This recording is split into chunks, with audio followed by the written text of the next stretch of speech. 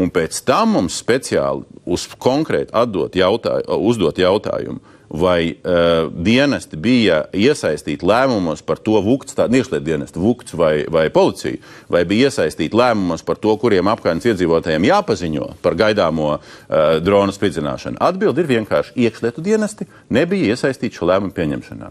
Tad kāpēc jūs vismaz neiesaistījāt tos dienestus? Pēc tam, ka jau nokritis, pēc tam, ka jau norobežots, policija aizbraukusi, jūs ar piebraukuši. Un klusums.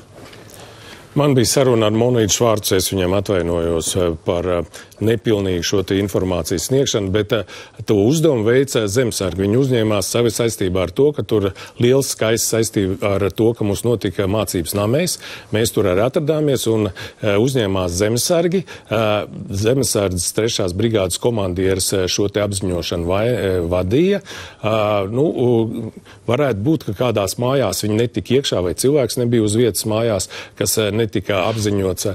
Es piekrītu, ka principā mūsu modernajā laikmetā jau vajadzētu izmantot mobilo telefonu lietotnes. Bija komanda, cik mājas apziņot? Kādā radiusā? Es to tagad nepateikšu. Jūs nekomandējat bruņotos spēkus? Es komandēju bruņotos spēkus, bet viņiem ir drošības zona, kas ir jāapziņo šī spridzināšanas laikā. Un tā drošības zona ir minimums 3 līdz 5 kilometri.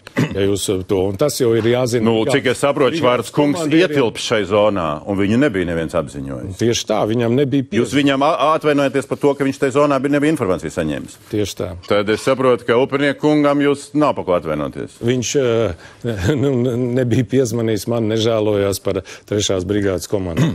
Bet šitā ir tā trakā problēma. Un Maksimo kungs speciāli bija, man kolēģei teicis, ka to var droši teikt ēterā. Un tas teksts ir tāds, ka mēs no drošības struktūrām amatpersonām saņēmām informāciju privāto sakaru rezultātā. Sakari jau ir večiem Latgalē. Bet tas ir nenormāli šai valstī. Ka pašvaldību vadītāji ar dienestu un struktūru večiem, piedošana dāmas, ja, vienkārši kaut ko viens otram noskaidro. Un jums pasūdzās Monvīts, un tad jūs Monvītam kaut ko pasakat. Tas nav normāli. Nē, man vienam liekas tas nenormāli. Bet mums ir jāievieš šī elektroniskā apziņošana, ko mēs vairākus gadus jau te muļājam. Piekrītu. Tad mēs darām to, cik bruņoties spēki ir spējīgi.